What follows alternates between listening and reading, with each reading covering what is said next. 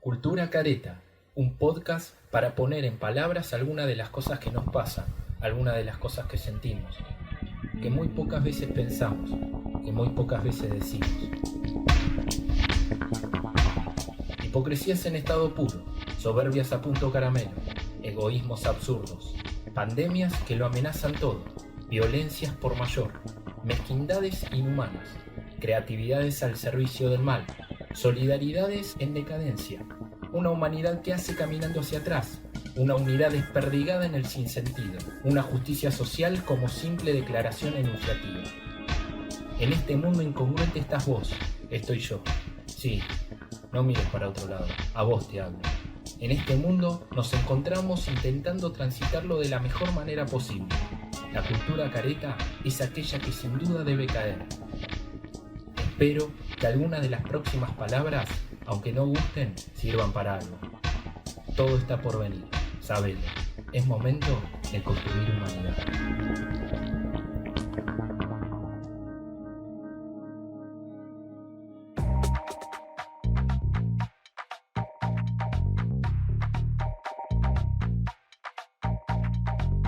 Buenas, ¿cómo están muchachos, muchachas, muchaches? Este es un nuevo episodio de Cultura Careta. Antes de arrancar con la temática del episodio que hoy nos encuentra, quería agradecerles de manera enorme a todos aquellos que se acercaron con sus palabras para poder brindarme sugerencias, observaciones, críticas sobre cómo percibieron, cómo sintieron, qué sensaciones le dieron los distintos episodios que fuimos desarrollando de manera conjunta. Realmente estoy agradecido porque para mí es fundamental estos aportes para poder seguir pensando y mejorando esto que con tantas ganas estoy haciendo y compartiendo.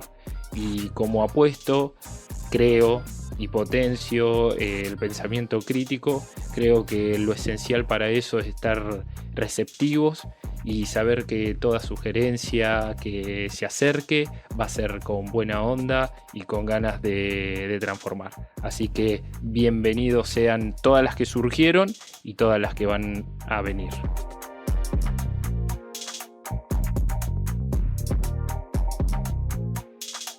Hoy hablaremos sobre la idea de universidad y todo lo que tiene que ver con el peso cultural que esta institución tiene, las relaciones sociales y cuáles son los objetivos o perspectivas o sensaciones que se manejan en relación a todo este mundo.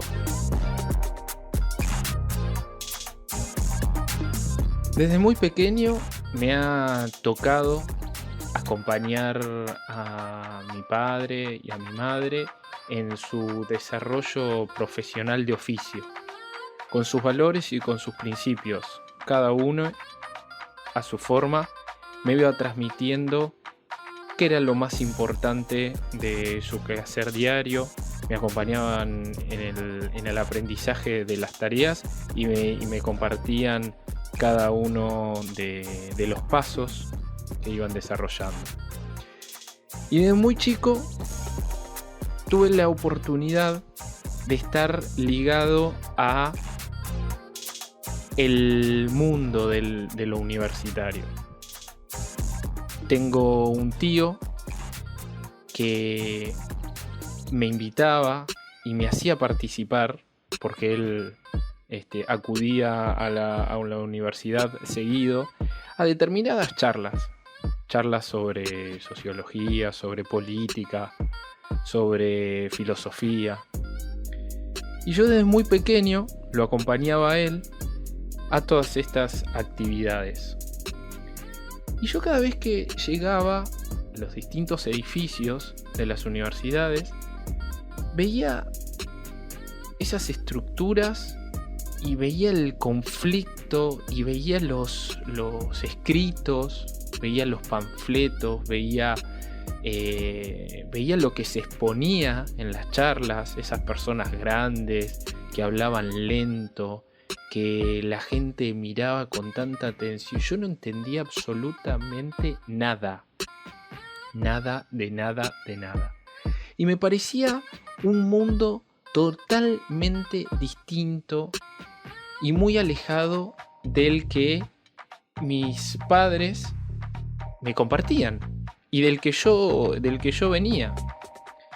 Y ese mundo era un mundo muy raro, hasta tenebroso en un punto, porque los edificios eran fríos, eran oscuros, había partes de color que eran los lugares en donde se veía jóvenes interactuando, discutiendo, pero cada vez que había un acontecimiento, participaba de una de estas actividades y acompañaba a mi tío, yo pensaba qué era lo que se estaba viviendo, y había una cuestión que nunca me terminaba de cerrar, no me terminaba de convencer ni de cautivar, y era como un lugar donde íbamos a buscar cierta verdad, íbamos a cultivar cierta línea de pensamientos, era como lo correcto. Entonces siempre, desde muy pequeño y por esta experiencia, siempre tuve como esa relación, ¿no?, donde había dos tipos de mundos. Un mundo que era el trabajador de oficio, el trabajador profesional, que eran mis abuelos, que eran mis padres, y este mundo que era un mundo universitario, que era un mundo donde todos estaban vestidos bien, donde todos estaban sentados, o sea, un mundo de opuestos, donde había movimiento y donde en otro había más bien quietud, en unos donde la palabra circulaba y en otros donde la palabra por ahí era más bien unidireccional, en uno donde había espacios, ¿no?, como de mayor color, de mayor interacción con música, y en espacios donde todo era muchísimo más monótono. A partir de esa experiencia de muy pequeño, los mundos, ¿no?, se me fueron, esta dicotomía o esta contradicción fue una cuestión permanente.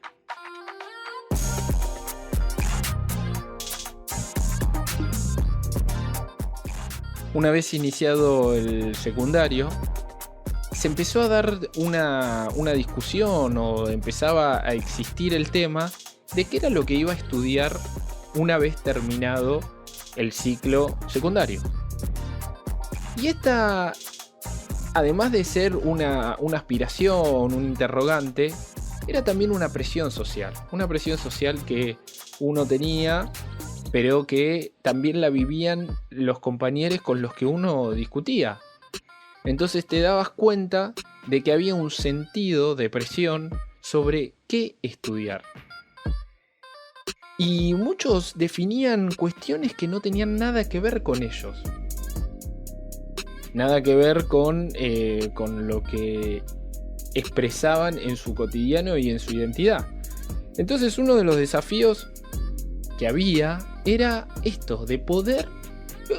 Desafíos en lo personal, pero también una exigencia cultural a poder definir claramente qué hacer una vez que uno terminaba los estudios secundarios. Y yo creo que es una problemática que sigue existiendo al día de hoy, porque es una cuestión impuesta. Esta idea de si no estudiás, si no continuás los estudios y si no sos universitario, no sos nada. Entonces, a partir de eso, las discusiones que se daban con nuestros compañeros eran, bueno, ¿qué vas a estudiar? ¿Qué no? ¿Qué esto? ¿Lo otro? Yo probé acá, yo probé allá. Bueno, voy a adelantar materias, voy a meterme en una... Bueno, las 1001 variantes se compartían y se mezclaba con lo que la familia quería que nosotros hagamos, lo que la sociedad en su conjunto quiere que hagamos, lo que los estudios previos nos permitían que nosotros hagamos, y lo más difícil de todo, confrontarlo con lo que nosotros realmente teníamos ganas de hacer. Para lo que estábamos preparados, para lo que queríamos, para lo que sentíamos esa vibra interna, esa energía que nos prepara en términos de formación para lo que nosotros de alguna manera querramos hacer todos los días de nuestras vidas.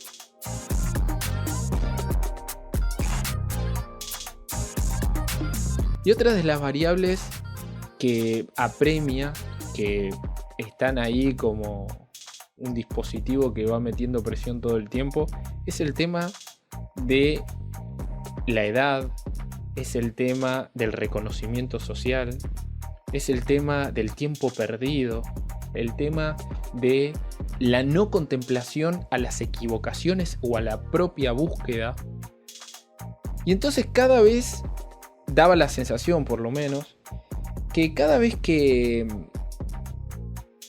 uno intentaba buscar el ángulo, intentaba buscar por dónde ir, entendía que había todo un mundo de desafíos, pero también como una perspectiva de frustración constante y de contemplar un montón de variables que eran fundamentales para no caer en el error, ¿no? Y yo lo veía en mis compañeros que de pronto dábamos esta discusión y que de pronto lo que muchas veces sucedía era que no teníamos idea para dónde ir. Somos generaciones, los 80, de los 90, que de alguna u otra forma cortamos con una generación que venía proyectando, en términos, si se quiere, universitarios, venía proyectando ideas clásicas de estudios, donde de pronto venías con una continuidad donde tu padre, tu madre o algún familiar era economista, politólogo, odontólogo, médico, ingeniero, carreras clásicas, donde de pronto la descendencia inevitable, si no tenías la posibilidad de apelar a una búsqueda propia y que no sea manipulada por la idea y la presión familiar. En general, lo que a la mayoría de mis compañeros lo que le pasaba era que estaban buscando. Y así fue como a mí me tocó recorrer en esta idea de poder tener una continuidad con los estudios. Me tocó recorrer universidades públicas, universidades privadas. Arranqué haciendo una carrera de agronomía. Después me pasé a una carrera de ciencias ambientales. Después terminé intentando hacer biología molecular, que estaba muy interesante.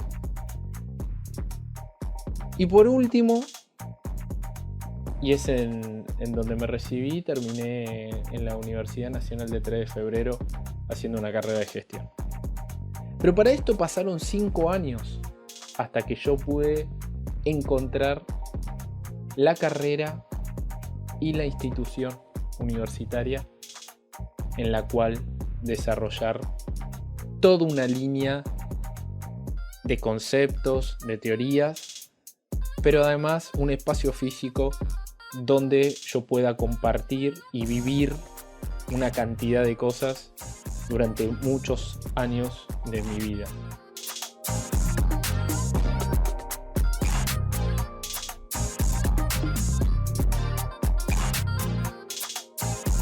Y una vez que logré encontrar la institución universitaria donde desarrollar, y por lo menos en ese momento lo tenía claro.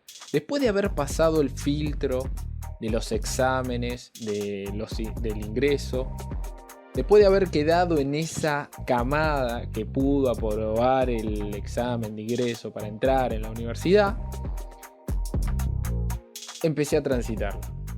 Me empecé a relacionar empecé a armar mis grupos de compañeros de estudio, empecé a militar dentro de la universidad, me puse en contacto con docentes, experiencias, aprender a estudiar, aprender a comprender determinadas dinámicas que son propias del mundo universitario, y donde puedo rescatar muchísimas cosas muy bellas, muy importantes, que me marcaron para toda la vida.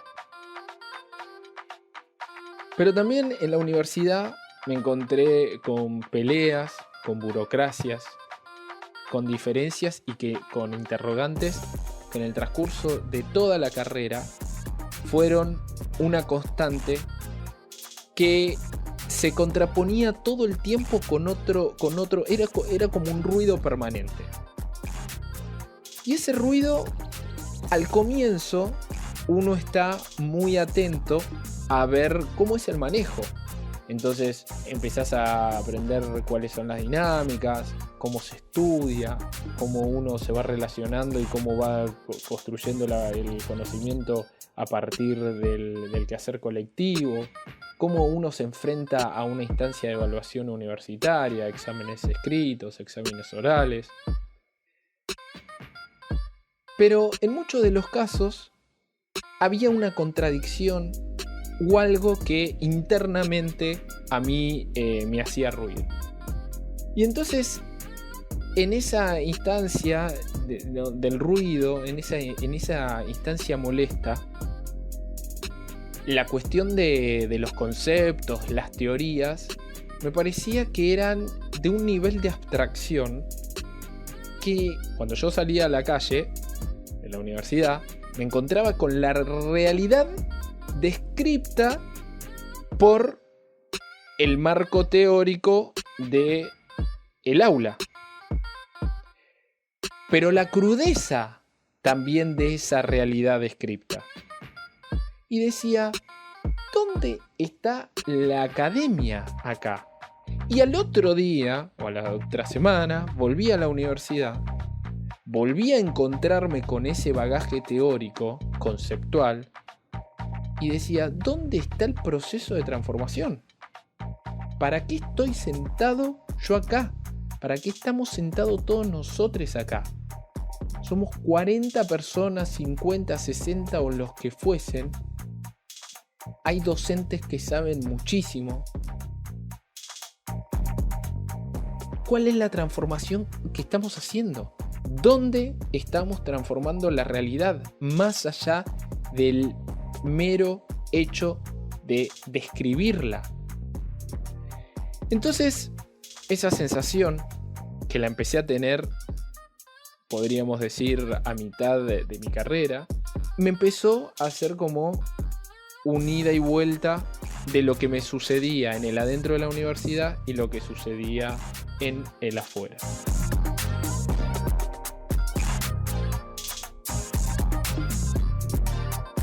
Esa molestia, esa contradicción, esa dicotomía, ese ruido permanente, esa instancia de estar sentado ahí 4 horas escuchando contenidos, escuchando a los compañeros, escuchando experiencias que muchas eran enriquecedoras,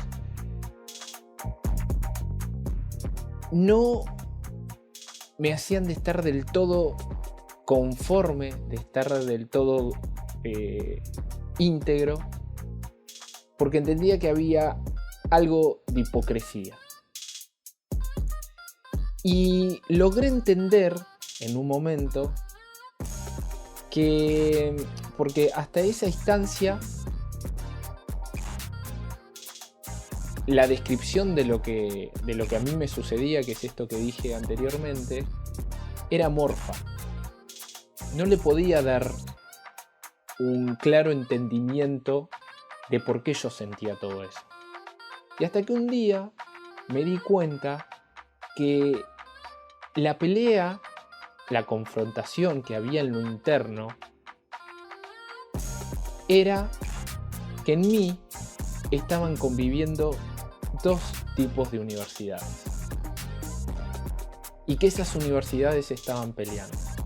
Una universidad era la institucional, la de los grandes edificios, la de los docentes, la de los compañeros, compañeras y compañeros que estaban cursando a la par, los que se iban cayendo, el equipo de no docentes y todo lo que hacen a la institución universitaria. Pero por el otro lado, y conviviendo dentro de mi persona, se encontraba aquello que me vio nacer, que me forjó desde muy pequeño, con valores y principios otorgados y brindados con mucho amor desde la familia, y que a eso yo le encontraba el nombre, le encontraba el sentido, la denominación de Universidad de la Calle. Y no solamente nutrida por los valores de mis padres, de mi madre y de la familia en su conjunto, sino que la Universidad de la Calle era aquella que estaba compuesta por todo lo que sucedía a partir del momento en que yo cruzaba la línea que dividía a la institución universidad con la comunidad. Y pude darle forma, y pude darle sentido, y pude darle una lectura y entenderlo, entender cuál era esa contradicción, porque hasta ese momento era un ruido, era una molestia que todo el tiempo estaba viviendo en mí. Entonces, al poder identificar la confrontación entre la universidad como institución y la Universidad de la Calle, me permitieron a mí transitar la universidad desde otra perspectiva, haciendo los aportes en ese sentido y pensando desde adentro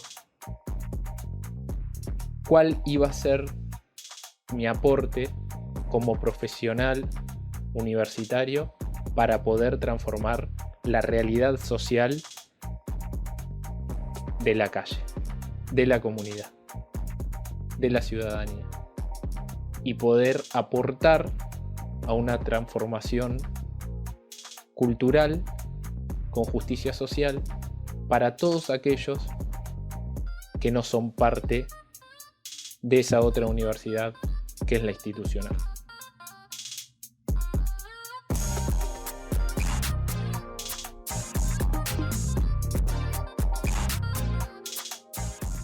Bueno, y en esta misma línea, el escrito que elegí compartir con ustedes hoy se llama Universidad de la Calle. El campo intelectual teoriza, hipotetiza y conceptualiza realidades que no termina llevando a la práctica. El cambio sustancial de todo ese análisis situacional previo no se concreta. Los estudiantes universitarios somos privilegiados por tener la posibilidad de formar parte de una institución de formación académica. Pero, ¿qué es lo que le devolvemos a la sociedad y al sinfín de problemáticas que durante toda nuestra formación abordamos? Simplemente un mero contacto descriptivo y teórico. En este caso, el sujeto social universitario funciona como un instrumento que marca la brecha con los que no tienen acceso a la universidad. Nosotros, como estudiantes, estamos legitimando esta diferencia si no hacemos una devolución a la sociedad.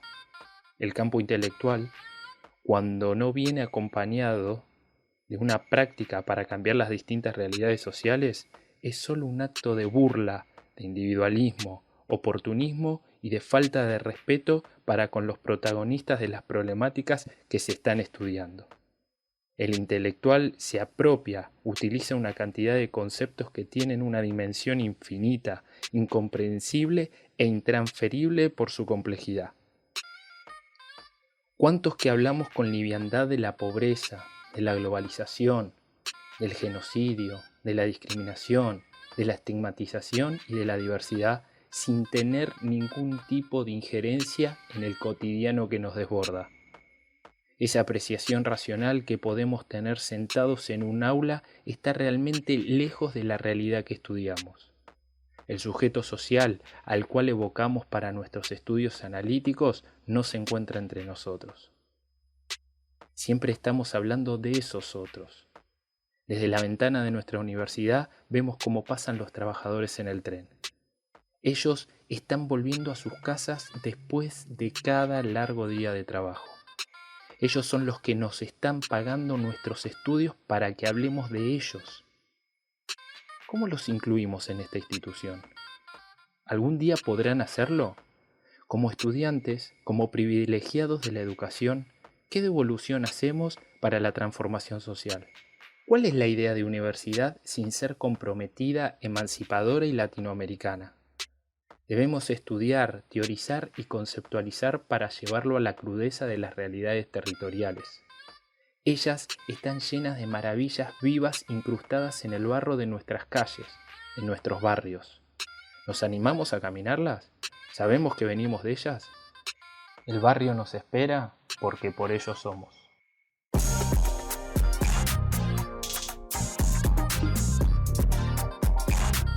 Espero que esas palabras, con una vinculación más bien poética, hayan podido de alguna u otra manera sintetizar lo que con las experiencias vividas se intentaba abordar en el comienzo de este episodio.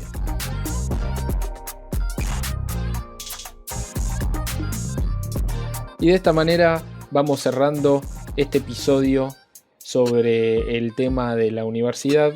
Y quería dejarles un interrogante, una pregunta que yo me hago a menudo y quería compartirla con ustedes.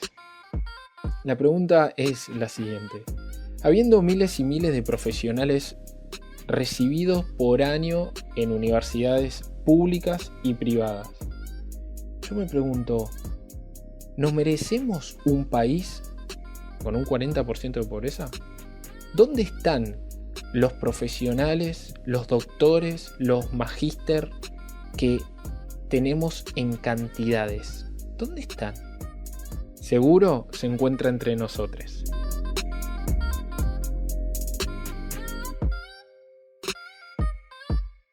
Y ahora sí, los saludo, me despido hasta el próximo episodio y saquémonos la careta. Seamos parte comprometida con aquello que nos dice y nos repite a gritos la Universidad de la Calle. Hasta el próximo episodio de Cultura Careta.